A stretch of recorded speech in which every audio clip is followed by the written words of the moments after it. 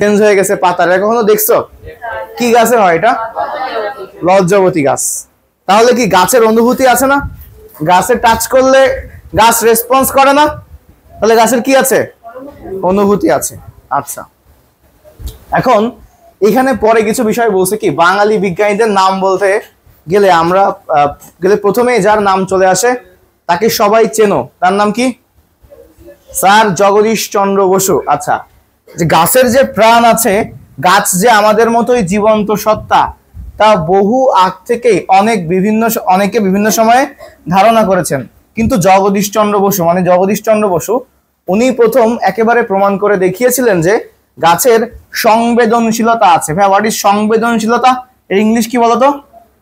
Sensitivity. তাহলে সংবেদনশীলতার English কি? Sensitivity. মানে সেন্সেশন। কেমন? যখন কেউ তোমাকে টাচ করে তুমি ফিল করতে পারো না, এটাকে বলা হয় অনুভূতি বা সংবেদন বা সেন্সেশন। অথবা তোমার কোনো কিছুর সাথে টাচ লাগলো, ফিল করতে পারো কিনা, তাহলে এটাকে বলা হয় সংবেদন বা সেন্সেশন। এখন গাছও সেটা পারে, অর্থাৎ গাছ বিভিন্ন উদ্দীপনায় সাড়া দেয়। কিভাবে? এখন বলতে পারো যে তোমরা ভেবে থাকতে পারো যে এই সাড়া দেওয়ার মানে কি, গাছ ঠিক কতটা জীবন্ত, তারা কি সত্যি আমাদের বন্ধু হতে পারে? আচ্ছা, এখন চলে আসি পরে কি বলছে। এই অভিজ্ঞতায় গাছ নিয়ে তোমরা অনেক গভীরভাবে জানার সুযোগ পাবে। তবে তার আগে একটা লেখা পড়ে নাও। লেখক আর কেউ নয়, জগদীশ চন্দ্র বসু স্বয়ং নিজেই। পৃথিবীর অনেক বড় বড় বিজ্ঞানীর মতো তিনিও শুধু যে আজীবন গবেষণা করেছেন তাই না, বড়দের জন্য তো বটেই, এমনকি ছোটদের জন্য অনেক সাহিত্য সৃষ্টি করে গিয়েছে। সাহিত্য মানে কি? সাহিত্য পড়ো তোমরা? সাহিত্য বোঝো? আচ্ছা, এরপরে দেখো ওনার একটা গল্প আছে, মানে উনি একটা প্রবন্ধ বা সাহিত্য কথা লিখেছে। এর হেডলাইন কি? গাছের কথা। মানে গাছ কথা বলতে পারে। উনি এখন গাছের কথা দিয়ে সুন্দর করে তোমাদের এটা বোঝাতে। মানে কেউ এখন এটা পড়েছো? পড়ছো তোমরা? এটা কি আমরা পড়বো? আচ্ছা, দেখো কি বলছে। গাছেরা কি কিছু বলে? অনেকে বলিবেন এ আবার কেমন প্রশ্ন, গাছ কি কোনোদিন কথা কহিয়া থাকে? কি ভাষা এটা বলো তো? আচ্ছা, মানুষই কি সব কথা ফুটিয়া বলে? আর যাহা ফুটিয়া বলে না তাহা কি কথা নয়? তার মানে কি, আমরা সবসময় তো একজনের সাথে আরেকজনের কথা বলি। এই কথার মাধ্যমে আমরা আমাদের আবেগ, অনুভূতি, কথা, প্রশ্ন সব তুলে ধরি। কিন্তু অনেক কথা আমরা সবসময় সবাইকে বলি না। মনে করো তোমার বন্ধু তোমাকে একটু ডিস্টার্ব করতেছে, হ্যাঁ, ওই ডিস্টার্ব মানে তোমাকে হচ্ছে ক্লাসরুমে ডিস্টার্ব করতেছে। এখন তুমি পরে মনোযোগ দিতে পারতেছো না, আবার তুমি স্যারকেও বলতে পারতেছো না। স্যারকে বললে কি হবে যে তোমার বন্ধু তোমার উপর রাগ করবে, তোকে আমি একটু খুঁটালাম আর তুই স্যারকে বললি যা তোর সাথে আমার বন্ধুত্ব নাই, তাই না? এমন হতে পারে। তো এই জন্য অনেক সময় সব কথা আমরা সবাইকে বলি না। মনে করো তোমার ইচ্ছা হচ্ছে কি যে এখন তুমি যদি একটা প্লেন চালাইতে পারতা খুব ভালো হইতো, কিন্তু বাসায় কি বলবা যে আব্বু আব্বু আমার প্লেন কিনে দাও? বলবা? ড্রোন চালানোর ইচ্ছা আছে কারো? ড্রোন ওর আছে। আচ্ছা, তো প্লেন, ড্রোন এই যেগুলো আছে এগুলা তোমার চালাইতে ইচ্ছা হলো, তুমি এখন হয়তো অনেকে ইচ্ছা হচ্ছে মনে, কিন্তু বাসায় বলতে পারছো না। কি কথা না, তাই না? এগুলোও তো কথা। তো বলছে কি যাহা আমরা বলি না সেটাও তো কথা। এটাই বলছে যে যাহা ফুটিয়া বলে না তাহা কি কথা নয়? আমাদের একটি খোকা আছে, সে সব কথা ফুটিয়া বলিতে পারে না, আবার ফুটিয়া যে দু চারিটি কথা বলে তাহাও এমন আধো আধো ও ভাঙা ভাঙা যে অপরের সাধ্য নাই তাহার অর্থ বুঝিতে পারে। মানে বাচ্চারা যখন কথা বলে তখন কি আমরা সব কথা বুঝতে পারি? বাট তারা তো আধো আধো কথা বলে, কিছু কথা বলার চেষ্টা করে। আচ্ছা, তোমরাও যখন বাচ্চা ছিল তখন তোমরাও বলতে, তাই না? তোমাদের মনে আছে তোমরা কি বলতা? তুমি ছোটবেলায়? হ্যাঁ, বাচ্চা অবস্থায় কি বলতা? কান্তা। আর কিছু করতো না? আমার আম্মু তাই বলছে, তুমি শুধুই কান্তা। কি নাম তোমার? সাকিব। আচ্ছা, বসো। এখন ও হচ্ছে কান্ত, ওই কান্নার মাধ্যমে কথা বলছে। আছে মনে করো যে ও হচ্ছে বিছানায় করে দিয়েছে, হ্যাঁ, করার পরে ওর ভেজা ভেজা লাগতেছে, তখন তো বলতে পারতেছে না, তখন ও কান্নাকাটি শুরু করে দিছে। হ্যাঁ, কান্নাকাটি শুরু করার মাধ্যমে ও প্রকাশ করতেছে যে ওর আসলে চেঞ্জ করা লাগবে, তাই না? ও কান্ত কেন? ওই কারণে কান্নাকাটি করতো। কেউ তো আর এমনি এমনি কান্নাকাটি করে না, করে? বাচ্চারাও কি এমনি এমনি কান্নাকাটি করে? বাচ্চারা যখন ডিস্টার্ব ফিল করে তখন তারা কান্নাকাটি করে, ঠিক আছে? বুঝতে পারছো?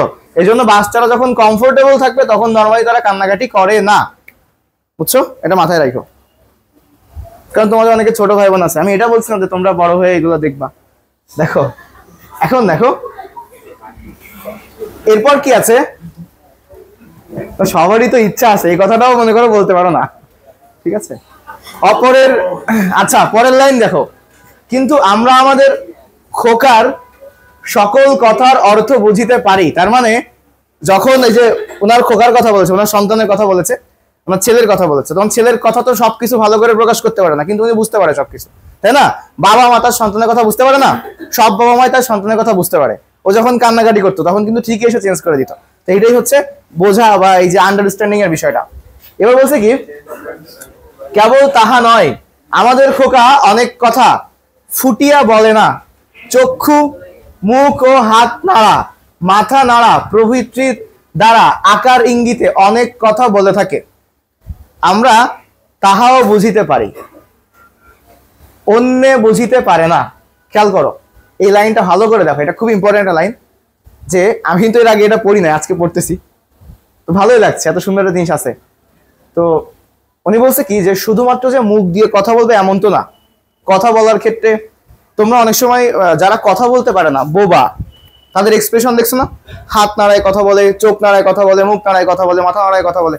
তাহলে তারা প্রকাশ করে তাদের ভাষা, তাদের আকাঙ্ক্ষা, এটা প্রকাশ করে হচ্ছে তাদের বিভিন্ন অঙ্গ প্রত্যঙ্গ। এটা বলতে পারো যে ঠিক আছে। দেখো তাহলে মাথা নাড়া প্রভৃতি দ্বারা আকার ইঙ্গিতে অনেক কথা বলে। তো পিতা মাতা মানে বাবা হিসেবে সে এগুলো বুঝতে পারে, কিন্তু অন্য কোনো মানুষ বুঝতে পারবে না এটা। তোমরা যারা এখানে বসে আছো, তোমরা কেউ বাচ্চাদের কথা বুঝতে পারো? নর্মালি পারা যায় না। যদি তুমি বাচ্চার সাথে অনেক দিন থাকো তাহলে একটা কিছু বোঝার সম্ভাবনা আছে, তাই না? তো এটাই হচ্ছে বিষয়। তো অন্যরা বুঝতে পারে না। এবার বলছে কি, একদিন পার্শ্বের বাড়ি হইতে একটি পায়রা উড়িয়া আসিয়া আমাদের বাড়িতে বসিল, ঠিক আছে? বসিয়া গলা ফুলাইয়া উচ্চ স্বরে ডাকিতে লাগিল। পায়রার সঙ্গে খোকার নূতন পরিচয়। আসলে আগে যখন বাংলা শব্দে নতুন না হয়ে কি বলতো, নূতন, ঠিক আছে? তো সেই ভাষায় লেখা আছে, খোকা তাহার অনুকরণে ডাকিতে আরম্ভ করিল। আচ্ছা, পায়রা কিরকম ভাবে ডাকে? তোমরা কখনো পায়রার ডাক শুনছো? কেমন ডাকে আমাকে একটু বলো তো। কেমন বাকবাকুম? ও আচ্ছা, ও বলছে বাকবাকুম ডাকে। হ্যাঁ, ওই বাকবাকুম টাইপের একটা ডাক ডাকে, এই মনে পড়েছে আমার। তোমাদের মনে পড়ছে বাকবাকুম পায়রা? শুনছো না? এই শুনছো না পায়রা, বাকবাকুম পায়রা? তোমার কি মন খারাপ? হ্যাঁ, মন খারাপ। খুলনা টাইগার্সে জামা পরে আসো, জীবনে কোনোদিন ফাইনালে উঠতে পারলো না, তো মন খারাপ তো হবেই। দেখো উঠছিল, ও হারে গেছিল, তাহলে চ্যাম্পিয়ন হইতে পারলো না, দুঃখজনক। ফাইনালে ওঠাই জীবনে সব না। দেখো খেয়াল করো, তাহলে এখানে বলছে কি, পায়রার সঙ্গে খোকার নতুন পরিচয়। এখন পায়রা আর খোকার মধ্যে একটা সম্পর্ক হয়েছে। পায়রা ডাকে, খোকাও সেটা শুনতে পারে, বুঝতে পারে। খোকাও পায়রার ডাক অনুকরণ করে, পায়রার মতো ডাকতে লাগে।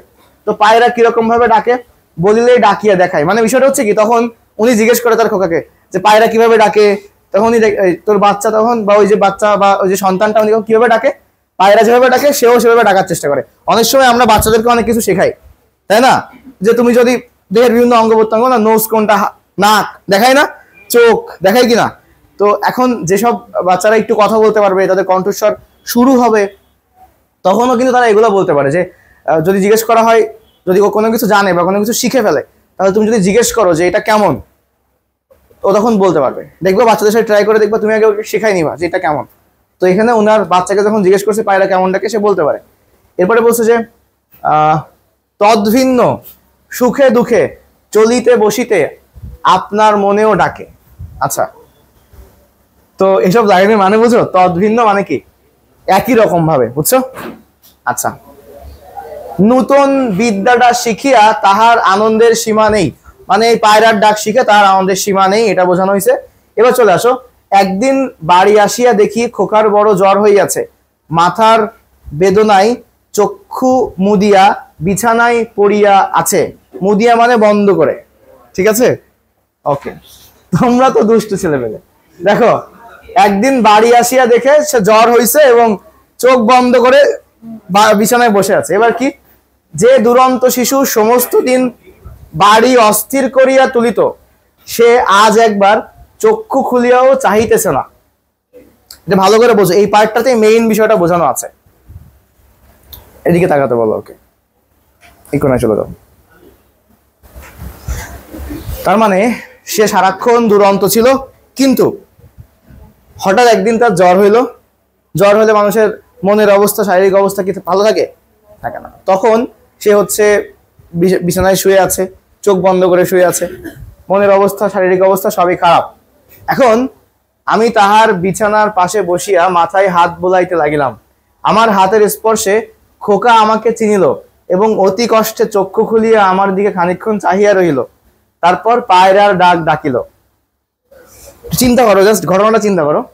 ওই ডাকের ভিতর আমি অনেক কথা শুনিলাম। আমি বুঝিতে পারিলাম খোকা বলিতেছে, খোকাকে দেখিতে আসিয়াছ, খোকা তোমাকে বড় ভালোবাসে। আরো অনেক কথা বুঝিলাম, যাহা আমিও কোনো কথার দ্বারা বুঝাইতে পারি না।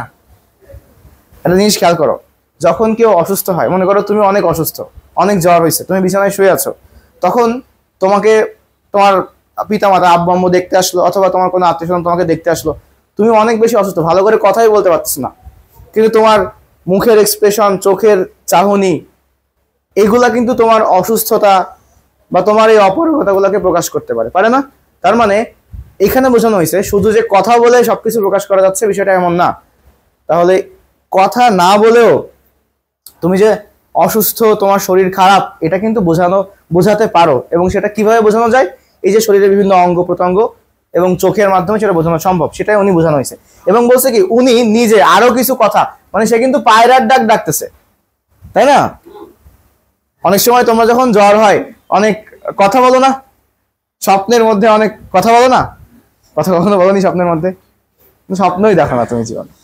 দেখো, যারা স্বপ্ন দেখে তারা স্বপ্নের মধ্যে কথা বলতে পারে। অনেকে বলে না, সবাই বলে না, ঠিক আছে, বাট স্বপ্ন, সবাই লাইফে স্বপ্ন দেখছে না? স্বপ্ন দেখছো তোমরা? লাস্ট স্বপ্ন কি দেখছো? ইন্টারেস্টিং কোনো স্বপ্ন আছে কারোর? হ্যাঁ, প্রতিদিন স্বপ্ন দেখে এমন কেউ আছো? তুমি প্রতিদিন স্বপ্ন দেখো? আচ্ছা আচ্ছা, না, স্বপ্ন নর্মালি মনে থাকে না, কিন্তু যে স্বপ্ন নিয়ে তুমি একটু চিন্তা ভাবনা করবে বেশি, ওটা বেশি মনে থাকে। মনে করো একটা স্বপ্ন তুমি দেখছো, সকালবেলা তুমি তোমার কাউকে বললা স্বপ্নটা, তখন ওটা মনে থাকার সম্ভাবনা বেশি। তো স্বপ্ন আসলে আমরা যদি কেউ প্রতিদিন দেখে থাকে, তাহলে তার এই স্বপ্নগুলো সে যদি নোট করে রাখে, প্রতিদিনের স্বপ্ন, সে একটা বড় বই বানায় ফেলতে পারবে, ঠিক আছে? তখন লিখতে পারবা যে আমার স্বপ্নের দিনগুলো, হেডলাইন হবে। তো লাস্ট স্বপ্ন আমি শুনেছি, আমার একটা স্টুডেন্ট, ও স্বপ্ন দেখছে যে শেখ হাসিনা ফিরে আসছে, ঠিক আছে? আচ্ছা, তারপরে বাকি কিছু আরো মনে নাই, ওকে নাকি মেরে ফেলছে, তাই বললো আমি তো মরেই গেছি। এখন আসো, এরপরে দেখো, যদি বলো পায়রার ডাকের ভিতর এত কথা কি করিয়া শুনিলে, মানে তুমি যদি ওনাকে বলো, জগদীশ চন্দ্র বসুকে, যে আপনার ছেলে তো পায়রার ডাক ডাকতেছে, আপনি কিভাবে সবকিছু বুঝলেন? তাহার উত্তর এই, খোকাকে ভালোবাসি বলিয়া। তার মানে মানুষের সবকিছু, এই যে কোনো কিছু না বললেও বোঝা যায় কি কারণে? দুজনের মধ্যে সম্পর্কের কারণে, আত্মার সম্পর্কের কারণে। এটা হচ্ছে ভালোবাসার কথা বলছে।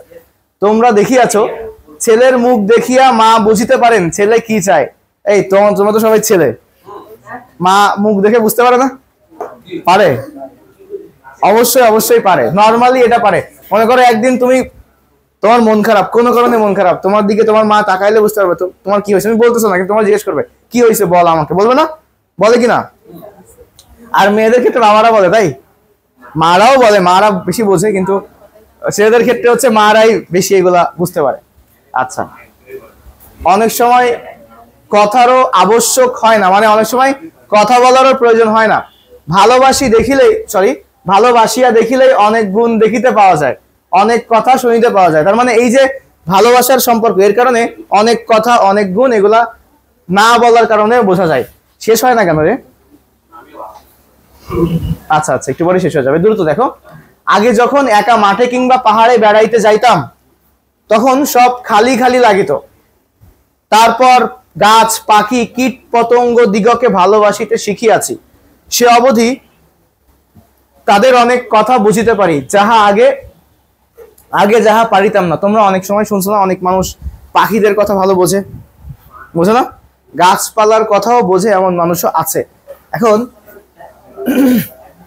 এই যে গাছগুলি কোনো কথা বলে না, ইহাদের যে আবার একটা জীবন আছে, আমাদের মতো আহার করে, দিন দিন বাড়ে, বৃদ্ধি পায়। আগে এসব কিছুই জানিতাম না, এখন বুঝিতে পারিতেছি। তার মানে গাছপালা প্রথমে ছোট থাকে, আস্তে আস্তে বড় হয় না? মানুষের ক্ষেত্রেও, যে কোনো জীবের ক্ষেত্রেও কি থাকে, প্রথমে ছোট থাকে, তারপর কি আস্তে আস্তে বড় হয়। এই যে বড় হওয়ার প্রক্রিয়াটা, এটা কেন হয়? কারণ প্রথমে ছোট একটা কোষ থাকে, সেই কোষ থেকে যখন সে বড় হয়, একটা বড় উদ্ভিদ বা একটা বড় প্রাণীর ভেতর, কারো যদি এই গল্প সাহিত্য শুনে ঘুম আসে, সে একটু সোজা হয়ে বসো, দেখবে যে ঠিক হয়ে যাবে। তো প্রথম বিষয়টা হচ্ছে যে কোনো প্রাণী বা কোনো উদ্ভিদ যেগুলো আকৃতিতে বড় হচ্ছে, তার ভেতরে কোষের সংখ্যা কি থাকে, অনেক বেশি থাকে না, কোটি কোটি কোষ থাকে। তো নর্মালি কি হবে, একটা কোষ থেকে কোটি কোটি কোষ তৈরি হয় অনেক প্রক্রিয়াতে। মনে করো একটা কোষ, এখান থেকে কি হবে, অসংখ্য কোষ তৈরি হবে।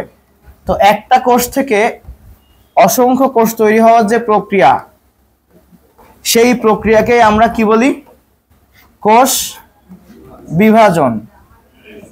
তো দেখো, একটা কোষ থেকে অসংখ্য কোষ তৈরি হওয়ার প্রক্রিয়াকে কি বলা হয়, কোষ বিভাজন।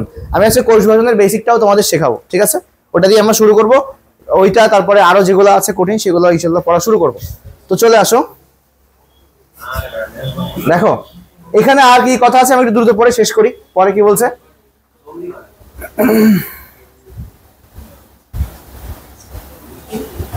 তো এখানে বলছে যে কষ্টে পড়িয়া ইহাদের মধ্যেও কেউ কেউ চুরি ডাকাতি করে। মানুষের মধ্যে কষ্টে পড়ে চুরি ডাকাতি করে, গাছপালা পশু পাখির মধ্যেও করে। মানুষের মধ্যে যেরকম সদ্গুণ আছে, ইহাদের মধ্যেও তাহার কিছু কিছু দেখা যায়। বৃক্ষদের মধ্যে একে অন্যকে সাহায্য করিতে দেখা যায়, ইহাদের মধ্যে একে অপরের সহিত বন্ধুত্বতা হয়। তারপর মানুষের সর্বোচ্চ গুণ স্বার্থ ত্যাগ, গাছে তাহাও দেখা যায়। মানে একজন মানুষের সর্বোচ্চ গুণ কি, নিজের স্বার্থ ত্যাগ করা, তাই না? এই স্বার্থ ত্যাগ করা গাছের ক্ষেত্রেও দেখা যায়। মা নিজের জীবন দিয়ে সন্তানের জীবন রক্ষা করেন, সন্তানের জন্য নিজের জীবন দান উদ্ভিদেও সচরাচর দেখা যায়। মানে এমন ভাবতে পারো যে শুধু কি মানুষ মা সন্তানের জন্য জীবন দান করতেছে, বা সন্তান মা বাবার জন্য করতেছে, এটা শুধু মানুষেই দেখা যায়, উদ্ভিদেও দেখা যায়, এটাই বোঝানো হয়েছে। এবং গাছের জীবন মানুষের জীবনের ছায়া মাত্র। ক্রমে এই কথা সব কথা তোমাদিগকে বলিব। এরপরে বলছে কি, শুষ্ক গাছের ডাল সকলেই দেখিয়াছ, মনে করো কোনো গাছের তলাতে বসিয়াছ, ঘন সবুজ পাতায় গাছটি ঢাকা, ছায়াতে তুমি বসিয়াছ। কখনো বসছো গাছের ছায়ায়? আচ্ছা, গাছের নিচে এক পার্শ্বে একখানি শুষ্ক ডাল পড়িয়া আছে, একসময় এই ডালে কত পাতা ছিল, এখন সব শুকাইয়া গিয়াছে, আর ডালের গোড়ায় উই ধরিয়াছে, আর কিছুকাল পর ইহার চিহ্ন থাকিবে না। আচ্ছা বলো তো, এই গাছ আর এই মরা ডালে কি প্রভেদ? মরা ডাল না, তাই বললো না? তাহলে মরা ডাল কি কখনো বৃদ্ধি পাবে? কিন্তু গাছটা জীবন্ত আছে, সে বৃদ্ধি পাবে। অর্থাৎ গাছটি বাড়িতেছে আর মরা ডালটি ক্ষয় হইয়া যাইতেছে, একে জীবন আছে আর অন্যটিকে জীবন নাই। যাহা জীবিত তাহা ক্রমশ বাড়িতে থাকে। জীবিতের আরেকটি লক্ষণ এই যে তাহার গতি আছে, অর্থাৎ তাহারা নড়াচড়া করে। গাছের গতি হঠাৎ দেখা যায় না কেন? লতা কেমন করিয়া ঘুরিয়া ঘুরিয়া গাছকে জড়াইয়া ধরে, দেখিয়াছো? কখনো গাছ দেখছো যে লতা পাতাগুলা গাছকে পেঁচায় পেঁচায় উপরের দিকে ওঠে? তাহলে ভাবতে পারো গাছের গতি আছে কেন? এমন তো হইতে পারতো একটা গাছ এখান থেকে সোজা উপরের দিকে উঠতে পারতো, ওঠে না অনেক সময় অনেক গাছ? কিন্তু গাছ কেন ঘুরে ঘুরে উঠতেছে? নিশ্চয়ই ওটাই তার গতি, ওটাই তার বৈশিষ্ট্য, তাই না? আচ্ছা, জীবিত বস্তুতে গতি দেখা যায়, জীবিত বস্তু বাড়িয়ে থাকে। কেবল ডিমে জীবনের কোনো চিহ্ন দেখা যায় না। তোমার ডিম দেখছো?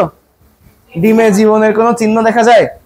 মানে ডিমে জীবনের চিহ্ন কিভাবে দেখবা? ডিম তো ডিম, তাই না? শুধু খাওয়ার জিনিস। খাইছো কখনো ডিম? কয়টা করে ডিম খাও দিনে? তোমার তো সাইজ ভালো, একটা মাত্র, একটাই পোষায় তোমার? এটা হচ্ছে ভালোবাসা, বুঝছো? তোমরা এটাই বুঝো না। আমি যদি কত ভালোবাসি, এই বোঝাটা আসলে তুমি বুঝতে পারবে না। এই ভালোবাসার জন্য আমি ওকে বললাম, দেখো ডিমে জীবন ঘুমাইয়া থাকে, মানে ডিমের মধ্যে জীব ঘুমায় আছে বা জীবন ঘুমায় আছে। উত্তাপ পাইলে ডিম হইতে পাখির ছানা জন্মলাভ করে। কখনো এই যে ডিমে তা দিতে দেখছো? বা শুনছো যে ডিমে তা দেওয়ার পরে বাচ্চা ফোটে? মনে করো সিম্পল একটা মুরগি ডিম পারছে, সেই ডিমটা তুমি এনে খেয়ে ফেলতেছো, ওকে ডান। কিন্তু ওই ডিমটা তুমি রেখে দিয়ে যদি যে যখন হচ্ছে মুরগি তা দিবে ডিমে, তখন সেখান থেকে কি বাচ্চা হবে না? তার মানে ওই ডিমের ভেতরে জীবন আছে কিনা? আছে, এটা বোঝানো হয়েছে। বীজগুলি যেমন গাছের ডিম, তাহলে গাছের ডিম কারা? বলো গাছের ডিম কারা? বীজ। বীজের মধ্যে এরূপ গাছের শিশু ঘুমাইয়া থাকে, বুঝছো? আমরা যেসব ফল খাই সেখানে বীজ পাই না? তো ওই বীজগুলোর মধ্যে গাছের জীবন, গাছের শিশু ঘুমায় আছে। মাটির উত্তাপ ও জল পাইলে বীজ হতে কি হয়? বৃক্ষ শিশু জন্মলাভ করে। তার মানে যেমন ওই যে উত্তাপ পাইলে তা দিলে, তা মানে আসলে তাপ, বুঝছো? বলে না যে ডিমে তা দেওয়া, ওই তাপ দেওয়া। তাপ দিলে যেমন বড় হয়, ডিম থেকে যেমন জীবন হয়, গাছে যদি কখনো পানি এবং হচ্ছে জল, মানে পানি আর উত্তাপ বা মাটির ভেতরে যে গুরুত্বপূর্ণ উপাদানগুলো আছে এগুলো যদি থাকে, তাহলে সেগুলো আস্তে আস্তে বড় হবে।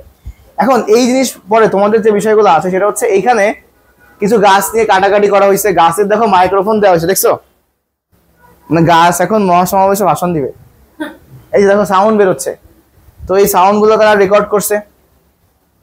গাছ একটু কেটে ফেলছে, পাতা পাতা কাটার পরে দেখা যাচ্ছে, আমি একটু বুঝাই দিচ্ছি, সিম্পল করে বুঝাই দিই, সবাই ছবির দিকে তাকাও। প্রথমে এটা নর্মাল গাছ, এই গাছের চারিদিকে পাতা আছে। তো এই গাছ শব্দ করে, শব্দগুলা রেকর্ড করা হয়েছে, চারিদিকে শব্দ আছে। এখন তুমি কি করলা? গাছের পাতা কেটে দিলা। গাছের পাতা কেটে দিলে একটু দেখো, মনে করো এইখান থেকে তুমি একটা গাছের পাতা কাটলে, সেদিক থেকে আর সাউন্ডটা পাওয়া যাচ্ছে না, মানে গাছ সাউন্ড করে, এটা বোঝানো হয়েছে এখানে। তো এখানে বেশ কিছু বিষয় নিয়ে কথা বলা আছে, দেখো। তো পড়া হয়ে গেছে, কেমন লাগলো তোমাদের? আচ্ছা, ভালো লাগছে তো? নিজে পড়লে এত মজা পাইতো না, এটাই সত্যি। তোমার পাশের বন্ধুদের সঙ্গে বসে তোমার অনুভূতি তাকে জানাও। ক্লাসের বাকিদের লেখাটি পড়ে কেমন লাগলো তাও জানাও। তো এগুলো তোমাদের অনুশীলন বইয়ের কাজ। এবার একটু ভেবে দেখো, তোমাদের চারপাশে কত ধরনের গাছ, তাদের কথা কি তুমি শুনতে পাও? জগদীশ চন্দ্র বসু লিখেছেন, গাছ আমাদের মতোই, ভালোবেসে তাদেরকে কাছে টানা যায়, তাদের কথা শুনতে না পেলেও মনের ভাব বুঝতে পারা যায়। সমস্যাটা হচ্ছে বিজ্ঞানের চোখ দিয়ে দেখলে তথ্য প্রমাণ ছাড়া কোনো কিছু মেনে নেওয়ার উপায় নেই। জগদীশ চন্দ্র বসু তাই নতুন যন্ত্র আবিষ্কার করেছিলেন। এদিকে দেখো কি আবিষ্কার করেছিল, একটা নতুন যন্ত্র। কেউ জানো যন্ত্রের নাম কি? হ্যাঁ, প্রেসকো। কোথায় লেখা? আচ্ছা দেখো, এটা আমি, সবাই একটু খেয়াল করো, কথা না বলে এদিকে দেখো। তাহলে প্রথমত উদ্দীপনায় গাছের যে সাড়া, অর্থাৎ গাছের যে রেসপন্স, এটা রেকর্ড করা যায়। কথা বলে কিনা বা অর্থবহ শব্দ উৎপন্ন করে কিনা তা উনি ওই সময় প্রযুক্তি দিয়ে প্রমাণ করতে পারেনি, কারণ এটা অনেক আগে ছিল, ওই সময় এত ভালো ভালো প্রযুক্তি ছিল না। এখন একটা চমকপ্রদ খবর তোমাদের জানাই, বিশ্বের একেবারে প্রথম সারির বৈজ্ঞানিক জার্নাল, নাম কি? সেল। তো এই সেল নামক জার্নালে পার্সেন্টেজ মনে হয় কমে গেছে, দেখো।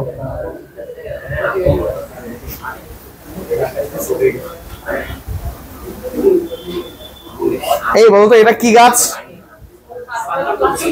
পাথরকুচি গাছ, দেখছো? পাথরকুচি নিয়ে কথা বলতেছি আমি। তো সেলে খুব সম্প্রতি প্রকাশিত একটি গবেষণায় দেখা গেছে কি, সত্যি সত্যি শব্দ উৎপন্ন করে। শুধু তাই নয়, সেই শব্দ রেকর্ড করে বিশ্লেষণ করে দেখা গেছে গাছ যখন সুস্থ থাকে, ভালো থাকে, মনে হাসি খুশি অবস্থায় থাকে, যে ধরনের শব্দ তৈরি করে, মানে গাছ যখন হাসি খুশি তখন এক ধরনের শব্দ তৈরি করে, আর গাছের যখন মন খারাপ তখন গাছ আরেক ধরনের শব্দ তৈরি করে। ঠিক আছে? তাহলে হাসি খুশি অবস্থার শব্দ আর মন খারাপের শব্দ আলাদা হয়। তো এখানে বলছে কি, যেমন দেখো লাস্টে কি আছে, এই সূক্ষ্ম শব্দ আমাদের কান পর্যন্ত না পৌঁছালেও অনেক ছোট ছোট প্রাণী যেমন ইঁদুর এই শব্দগুলা ঠিকই শুনতে পায়। গাছের শব্দ কে শুনতে পায়? ইঁদুর। ওকে, আমাদের চারপাশে যে সমুদ্রের শব্দ, সরি শব্দের সমুদ্র, শব্দের সমুদ্র মানে আমার চারপাশে তো অনেক শব্দ। দুঃখের বিষয় হলো তার অনেক শব্দই আমরা কখনো শুনতে পাই না। বলো এবার আমরা কতটুকু শব্দ শুনতে পাই? কত থেকে কত? 20 হার্জ থেকে 20,000 হার্জ পর্যন্ত। তো এইখান থেকে অনেক কিছু এখানে লেখা আছে। তো স্কুলের কথা কিছু বলা আছে, এগুলো আমি আর বললাম না। তোমরা সবাই গাছ রোপণ করবা, কিভাবে একটা গাছ বড় হবে, তোমার গাছটা কোন কোন গাছের মধ্যে পড়বে সেগুলো নিয়ে আমাদের পড়াশোনা। তার মানে দেখো এখানে তোমাদের একটা জিনিস কমপ্লিট করে বুঝাই দিচ্ছি। এখানে এরপরে আসে হচ্ছে এই যে এখানে যেটুকু দেখবা এটা হচ্ছে কোষ বিভাজনের বিষয়। এরপরে আসে হচ্ছে গাছের যে বিভিন্ন রকম গাছ, কোন গাছ কোথায় থাকে, যে মাইটোসিস মিওসিস এগুলো নিয়ে আমি পড়াশোনা করতেছি, আসতেছি। এরপরে লাস্টে আসে হচ্ছে উদ্ভিদ, কোষ, টিস্যু, অঙ্গ, তন্ত্র, এগুলো তোমাদের আমি বারবার বলেছি।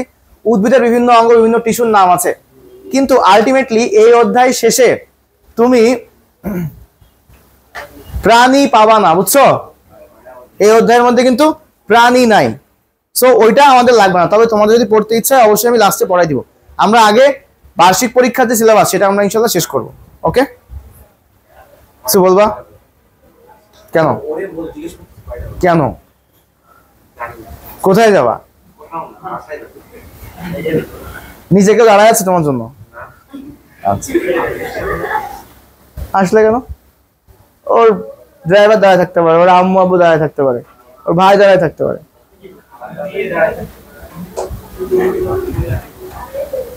কিন্তু ওকে দেখে যেটুকু মনে হচ্ছে না ও নিজে নিজে বাসায় যাইতে পারে।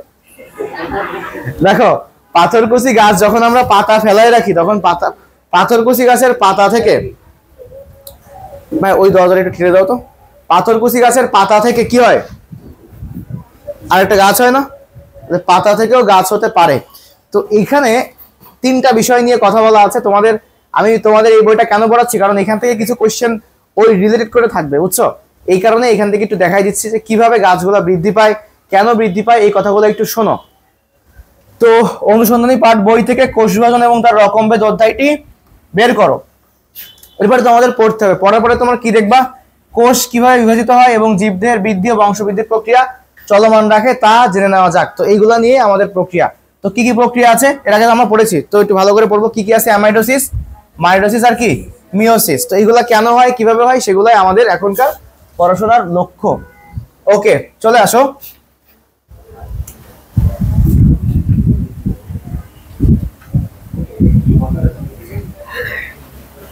কোষ বিভাজন টপিকের পেজ কত?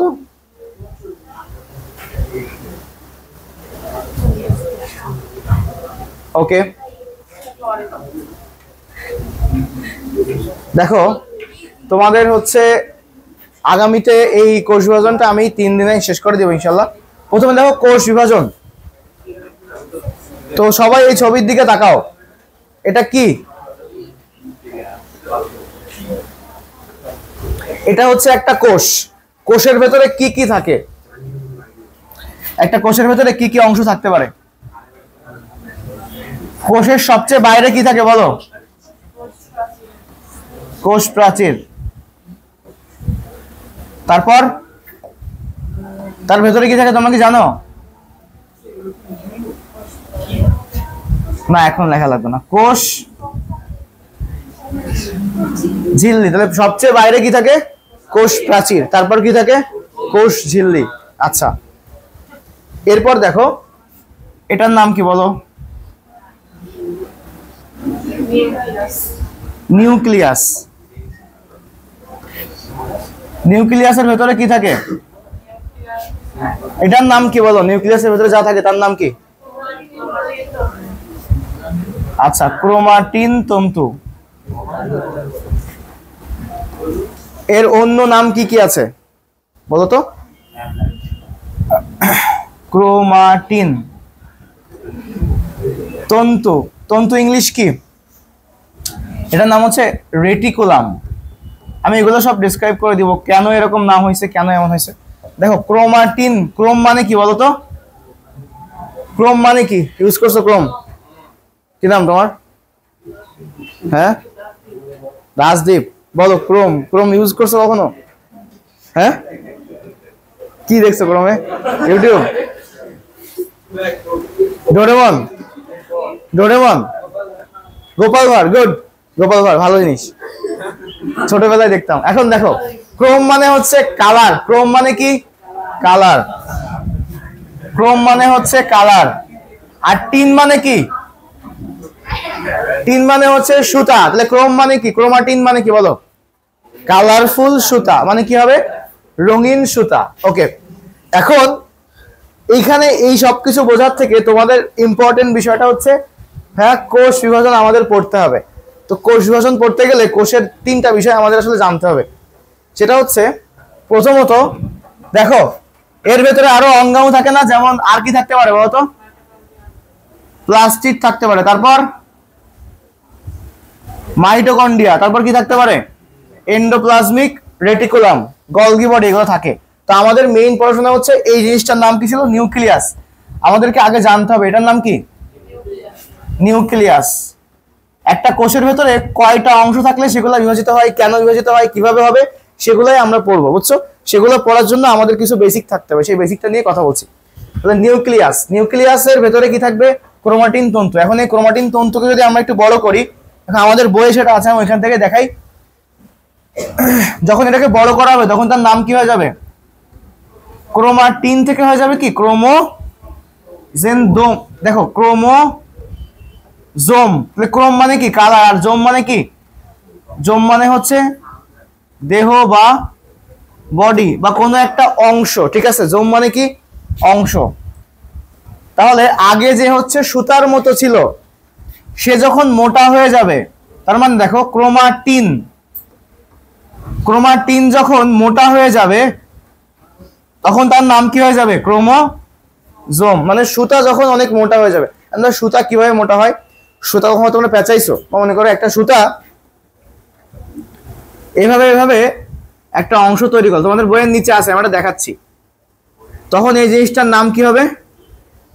ক্রোমোজোম। তাহলে দেখো এই জিনিসটা তৈরি করছি আমরা কি দিয়ে? সুতা দিয়ে তৈরি করছি না? তাহলে এটা হচ্ছে ক্রোমোজোম। ওকে, খেয়াল করো এইখানে একটু আমরা দেখি। তাহলে ক্রোমোজোমকে যদি আমরা ভাঙি তাহলে আসলে এর মধ্যে কি পাবো? ক্রোমাটিন। এই ক্রোমাটিনকে যদি আমরা আরো ভালো করে দেখি, ক্রোমাটিনকে, তাহলে আমরা কি পাবো? হিস্টোন এবং ডিএনএ, হিস্টোন এবং ডিএনএ। এখন ডিএনএ কি বলো তো? ডিএনএ এর ফুল ফর্ম কি বলো? তাহলে ডিএনএ এর ফুল ফর্ম হচ্ছে, বলো দেখি, তোমরা বলো, তুমি বলো। হ্যাঁ, ডিএনএ এর ফুল ফর্ম কি বলো? পারো না? ডিঅক্সি, তারপর রাইবো, এরপর কি? Nucleic acid. এখন দেখো তাহলে নাম কি হলো? ডি, তারপর কি? N A. এখন এই রাইবোটা আমরা এভাবে না দিয়ে রাইবোটা কেমন দিব? স্মল লেটার দিব। তাহলে দেখো এটা একটা শব্দ, ডিঅক্সি রাইবো, তারপর কি? Nucleic acid. তাহলে ডিএনএ এর ফুল ফর্ম কি লিখে নাও? Deoxyribonucleic acid. তাহলে কোন তিনটা লেটার থেকে এটা আসছে? D N A. এখন সবাই তিনটা বিষয় লিখবা, আমি যে তিনটা লিখছি লেখো আগে। একটা কোষের ভেতরে কি থাকে? কোষে এভাবে তীর দিয়ে লেখো নিউক্লিয়াস।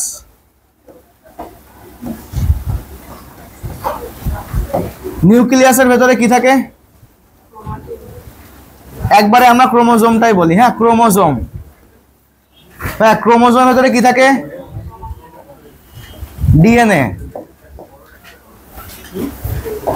ডিএনএ এর ভেতরে কি থাকে? জিন। আর জিনের ভেতরে কি থাকে? বৈশিষ্ট্য। সবাই একটু দেখো তাহলে, কোষের ভেতরে থাকে হচ্ছে নিউক্লিয়াস, নিউক্লিয়াসের ভেতরে থাকে হচ্ছে ক্রোমোজোম, ক্রোমোজোমের ভেতরে কি থাকে? ডিএনএ। আমরা তো ছবিতে দেখছি যে ডিএনএ থাকে। আমি একটুখানি দেখাই তোমাদের ডিএনএ। এখন নেক্সট বিষয়টা হচ্ছে ডিএনএ এর ভেতরে কি থাকে ভাই? এই দুইটা খুবই ইম্পর্টেন্ট। ডিএনএ এর ভেতরে কি থাকে? জিন থাকে। আর জিনের ভেতরে কি থাকে? বৈশিষ্ট্য। কোন জিন বলো তো? জিন ওই যে ঘাড়ে লাগে না? জিন দেখছো? ঘাড়ে লাগে যে, দেখো নাই? দেখা যায় না? তোমাদের যে কয়েকজনের ঘাড়ে দুষ্ট জিন আছে সেটা তো আমি দেখতে পাচ্ছি। আমি তো জিন দেখতে পাই যে দুষ্ট জিন আছে, কারোর ঘাড় বাদ নাই, সবার ঘাড়ে দুষ্ট জিন আছে। এই জন্য দুষ্টামি করো বেশি। কারোর ঘাড়ে আবার একাধিক আছে। এখন দেখো জিন, তাহলে ডিএনএ এর মধ্যে কি থাকবে? জিন। আর জিনের মধ্যে কি থাকবে? তার মানে একটা কোষের সকল বৈশিষ্ট্য কোথায় থাকে? জিনের মধ্যে। জিন কোথায় থাকে? ডিএনএ তে। ডিএনএ কোথায় থাকে? ক্রোমোজোমে। আর ক্রোমোজোম কোথায় থাকে? আর নিউক্লিয়াস কই থাকে? তার মানে বলতো একটা কোষের মধ্যে বৈশিষ্ট্য থাকে কিনা? বৈশিষ্ট্য কি থাকে, সেটা কোথায় থাকে? জিনের মধ্যে। ক্লিয়ার? আর জিন, আমি যদি বলি জিনকে ধারণ করে কে? ডিএনএ। এখন যদি বলা হয় তাহলে বলতো এই যে ডিএনএ জিনকে ধারণ করছে, মানে আমরা বলতে পারি যদি বলা হয় বৈশিষ্ট্যের ধারককে, কি বলতে পারি আমরা? দেখো তো, বৈশিষ্ট্যের ধারক দুজনকেই বলা যায়, ডিএনএ কেও বলা যায়, ক্রোমোজোম কেও বলা যায়, কারণ ডিএনএ কে ধারণ করছে? ক্রোমোজোম। ক্লিয়ার? তাহলে বৈশিষ্ট্যের ধারক কে? ডিএনএ এবং ক্রোমোজোম দুইটাই, মেইনলি হচ্ছে ডিএনএ কে বোঝানো হচ্ছে। এখন এই জায়গাটা কেন ইম্পর্টেন্ট, কেন আমাদের বৈশিষ্ট্য সম্পর্কে জানতে হবে, এটা একটু তোমাকে বলি। আমাদের দেহে কোষ আছে না? অসংখ্য কোষ, মানুষের ক্ষেত্রে বা অন্যান্য প্রাণীদের ক্ষেত্রে প্রচুর, মানে কোটি কোটি কোষ আছে। এখন এই কোষগুলার সবগুলার বৈশিষ্ট্য একই রকম না? যদি কোষের বৈশিষ্ট্য একই রকম না হতো, মনে করো এমন যে একটা মানুষ, সে হচ্ছে মানুষ, তার দেহে মানুষের দেহের কোষ আছে, বুঝছো না? আচ্ছা দেখো, মানুষের দেহে মনে করো সে চাইলো কি তার দেহে বাঘের কোষ থাকা উচিত, তার দেহে মনে করো এখানে বাঘের কোষ আছে, এটা কি হওয়া সম্ভব? তাহলে বাঘের কোষ মানুষের দেহে থাকতে পারে, বা মানুষের কোষ বাঘের দেহে থাকতে পারে? ভিন্ন না? মানুষের কোষের বৈশিষ্ট্য আর বাঘের কোষের বৈশিষ্ট্য কি ভিন্ন বা আলাদা? আচ্ছা, তাহলে নর্মাল বিষয়টা হচ্ছে একটা কোষ থেকে কোটি কোটি কোষ হবে। প্রথমে কিভাবে হবে দেখো, আমি একটু আগে তোমাদের এটা বলছি যে একটা কোষ থেকে প্রথমে নর্মালি তুমি চিন্তা করো, একটা কোষ থেকে কয়টা কোষ হতে পারে? দুইটা। আর আবার এখান থেকে কয়টা হবে? দুইটা। তাহলে দুইটা থেকে কয়টা হয়ে যাবে? চারটা। সেখান থেকে আবার কয়টা হবে? আটটা। তারপরে আবার কয়টা হবে বলো? তাহলে এক থেকে দুই, দুই থেকে কত হবে? চার থেকে কয়টা হবে? আট। আট থেকে 16। তারপর তারপর তারপর 128। তারপর বলো আর বারবার 256। এখন দেখো, এই তোমরা মোবাইল ফোনের জিবি শুনছো না? মোবাইল ফোনের জিবি কত জিবি করে হয়? 128 জিবি, তারপর 256 জিবি, তারপর 512 জিবি। এগুলো সব কিন্তু চারের গুণিতক, ঠিক আছে? এখন দেখো, যে এগুলো সম্পর্কে আইডিয়া রাখো সে বুঝতে পারছো। এখন বিষয়টা হচ্ছে কি, একটা কোষ থেকে যে এতগুলা কোষ হবে, মনে করো এক সময় গিয়ে যখন 1 কোটি কোষ হবে, দেখো যখন 1 কোটি কোষ হবে তখন পরের বার কত কোটি হবে? 2 কোটি। তারপরে কয় কোটি হবে? 4 কোটি। তারপর 8 কোটি। হবে কি কোটি কোটি কোষ তৈরি হবে না? এখন প্রশ্ন হচ্ছে ভাইয়া, এই যে একটা কোষ, প্রথম যে কোষটা তৈরি হয়েছে, এই কোষের যে বৈশিষ্ট্য, এই কোষের বৈশিষ্ট্য এবং 1 কোটি নাম্বার কোষ যে তৈরি হয়েছে তার যে বৈশিষ্ট্য, সেটা সেম হইতে হবে কিনা? সেম হইতে হবে না? না হলে কি একটা জীব দিয়ে থাকতে পারবে? তাহলে মানুষের কোষ, প্রথম যে কোষটা থাকবে সেই কোষের বৈশিষ্ট্য এবং যতগুলা কোষ তৈরি হবে সবগুলা কোষের বৈশিষ্ট্য কি হতে হবে? সেম হতে হবে, একই হতে হবে। এখন আমাকে বলো বৈশিষ্ট্য কোথায় থাকে? জিন কোথায় থাকে? ডিএনএ তে। তাহলে আমরা বলতে পারি যদি ডিএনএ সেম না হয় তাহলে কি বৈশিষ্ট্য সেম হবে? সেম হবে বৈশিষ্ট্য। তাহলে দেখো, তাহলে প্রথম যে কোষটা, এই কোষের ডিএনএ যা হবে, এই 1 কোটি নাম্বার কোষের ডিএনএও কি হবে? তাই হতে হবে না? তাহলে যদি আমরা ডিএনএ না বানাই, যদি কোষ তার ডিএনএ না তৈরি করে, তাহলে কি সে অতগুলা কোষের মধ্যে দিতে পারবে? পারবে না। এখন তোমাদের সব থেকে মজার বিষয়টা পড়াই আমি শেষ করব, সেটা হচ্ছে তোমরা আমাকে একটু বলো তো যে অধ্যায়ের নাম কি প্রথমটুকু? কোষ বিভাজন। এখন আমাকে বলো বিভাজন এর মানে কি? ইংলিশ নাম কি? ডিভিশন। ডিভিশন মানে কি বলো তো? জেলা, তাই না? ডিভিশন মানে জেলা, ভাগ। আচ্ছা, এখন বিভাজন মানে কি? মনে করো নর্মালি আধার কিছু নাই এখানে, ও এখানে আছে, দেখো এটা তোমাদের দেখাইছিলাম, খেয়াল করো। মনে করো এটা একটা কোষ, এটা একটা কি কোষ, আমরা এখন এর বিভাজন করব, ঠিক আছে? তার মানে আমরা কি করবো? কোষটা অর্ধেক করে দিলাম, তাহলে কি হয়ে গেল? ছেড়ে না, কেমন হয়ে গেল এটা? তাহলে একটা কোষ থেকে কয়টা কোষ হয়ে গেল? তাই না? এটাকে আমরা কি বলি? বিভাজন, তাই তো? কিন্তু এটা শোনো, সবাই ভালো করে দেখো, একটা কোষ থেকে কয়টা কোষ বানালাম? দুইটা। এটাকে আমরা কি বলি? কোষ বিভাজন। কিন্তু কোষ বিভাজন এটা না, এই থিওরিটাই পুরোপুরি ভুল। মানে একটা জিনিস আমি ভেঙে দুই ভাগে ভাগ করে ফেললাম, বিভাজিত হয়ে গেল, না। মনে করো একটা কলম, না তোমার কলমটা দাও, ভাঙবো না। মনে করো এই কলমটা ভেঙে দুই ভাগে ভাগ করে দিলাম, কলমের বিভাজন, তাই ভাবি না আমরা? কিন্তু না, বুঝছো? তাহলে বিভাজন মানে কি এটাই এখন বুঝতে হবে। বিভাজন মানে হচ্ছে সেম জিনিস ডাবল হয়ে যাওয়া। তার মানে কি ভাইয়া? যদি বলি কলমের বিভাজন, তাহলে একটা কলম থেকে কয়টা কলম হয়ে যাবে? দুইটা। এই অর্ধেক করে ফেলবো না। যদি আমি বলি, তোমার নাম জানো কি? শাফিন। শাফিনের বিভাজন, তাহলে কি হবে? একটা শাফিন থেকে কয়টা হয়ে যাবে? দুইটা শাফিন হয়ে যাবে। বুঝতে পারছো? যদি আমি বলি এই স্মার্ট বোর্ডের বিভাজন, তাহলে একটা স্মার্ট থেকে কয়টা হয়ে যাবে? দুইটা। ও, হইলে তো খুব ভালোই হইতো। দেখো নাও, এখন শোনো, তাহলে বিভাজন মানে কি বলো? সেম জিনিস ডাবল হয়ে যাওয়া। সবাই এই বিভাজন মানে লিখে নাও। বিভাজন মানে কি? এটা হচ্ছে একটা, কি বলতে পারি আমরা, এই বিষয়টা সবাই বুঝতে পারে না। তাহলে বিভাজন মানে হচ্ছে সেম জিনিস কি হয়ে যাবে? ডাবল হয়ে যাওয়া। তাহলে এটা ভালো করে দেখো, বিভাজন মানে তাহলে কি? সেম জিনিস ডাবল হয়ে যাওয়া। ঠিক আছে? যদি কখনো সেম জিনিস ডাবল হয়ে যায়, তখন তাকে আমরা বলবো হচ্ছে বিভাজন। আদারওয়াইজ আমরা বিভাজন বলবো না। বুঝছো? তাহলে দেখো, একটা কোষ থেকে কয়টা কোষ হবে? তাহলে একটা কোষ কি ডাবল হয়ে যাবে না? হ্যাঁ। এবার দেখো, লাস্ট 1 মিনিট সবাই খেয়াল করো। এখানে একটা কোষ আমি আঁকাচ্ছি। এই কোষের মধ্যে আমি নিউক্লিয়াস দিলাম। সবুজ কালারে কি আঁকলাম? নিউক্লিয়াস। আচ্ছা, এটা কি আঁকলাম সাদা কালারে? কোষ। আচ্ছা, নিউক্লিয়াসের ভেতরে আমরা একটা কাজ করি। নিউক্লিয়াসের ভেতরে আমরা হচ্ছে একটু ক্রোমোজোম আঁকাই। কি আঁকালাম? এটা ক্রোমোজোম। সবাই একটু দেখো, এদিকে তাকাও। তাহলে কি কি আঁকছি আমরা? দেখো, কোষ, নিউক্লিয়াস, ক্রোমোজোম। এখন যদি আমি বলি কোষের বিভাজন হবে, তাহলে একটা কোষ থেকে কয়টা কোষ হবে? কয়টা হবে বলো? হয়তো কয়টা কোষ হবে? একটা কোষ থেকে দুইটা। তাহলে কিভাবে হবে? মনে করি এটা একটা কোষ, তাহলে এর কি করতে হবে আমরা? একটা থেকে কয়টা হয়ে যাবে? দুইটা। ঠিক আছে? তাহলে কোষের বিভাজন হয়েছে কিনা? এবার চলে আসি আমরা নিউক্লিয়াসের বিভাজন করব। খেয়াল করো, তাহলে একটা নিউক্লিয়াস থেকে কয়টা নিউক্লিয়াস হয়ে যাবে? একটা দেবো আমরা এর কাছে, আর এটা দিব এর কাছে। ঠিক আছে? এখন যদি আমরা বলি ক্রোমোজোমের বিভাজন, তাহলে কি হবে? একটা ক্রোমোজোম থেকে কয়টা ক্রোমোজোম হবে?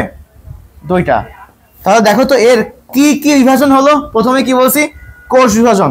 পরে কার বিভাজন? নিউক্লিয়াসের বিভাজন। একটা নিউক্লিয়াস থেকে কয়টা হয়েছে? দুইটা। এরপরে আমরা কি দেখেছি? ক্রোমোজোমের বিভাজন। তাহলে একটা ক্রোমোজোম থেকে কয়টা হয়েছে? দুইটা। তাহলে কোষ বিভাজনের ক্ষেত্রে শুধু কি কোষের বিভাজন হয়? তিনটা বিষয় মাথায় রাখবা, মেইনলি হচ্ছে দুইটা। কার কার? নিউক্লিয়াস এবং ক্রোমোজোম। ঠিক আছে? আমরা আগামী ক্লাসে অ্যামাইটোসিস এবং মাইটোসিসের ইন্টারফেস সুন্দর করে কমপ্লিট করে ফেলবো। ঠিক আছে? তো আগামী ক্লাসটা অবশ্যই কেউ মিস করবে